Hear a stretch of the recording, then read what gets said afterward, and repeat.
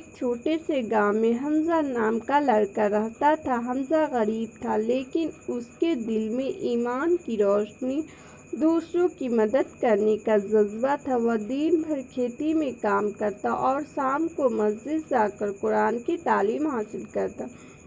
ایک دن گاؤں میں شدید بارش ہوئی، ندی کی پانی بڑھ گیا اور کئی گھر ڈوب گئے۔ لوگ پریشان اور بھوکے پیاسے ہو گئے۔ حمزہ کے پاس خود بھی کھانے کو کچھ زیادہ نہ تھا، مگر اس نے اپنی ماں سے کہا، اماں، جو تھوڑا سا آٹا اور کھجور ہمارے پاس ہے وہ ضرورت مند کو دے دیتے ہیں۔ ماں نے مسکرا کر کہا، بیٹا، اللہ کے راستے میں دیا ہوا کبھی ضائع نہیں ہوتا۔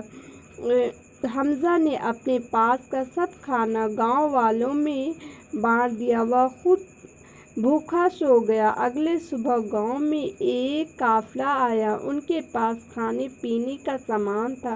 قافلے کے سردار نے اعلان کیا، ہمیں معلوم ہوا ہے کہ یہاں ایک نیک لڑکا نے اپنا کھانا دوسرے کو دیا۔ ہم اس لڑکے اور اس کے گاؤں کی مدد کے لیے آئے ہیں۔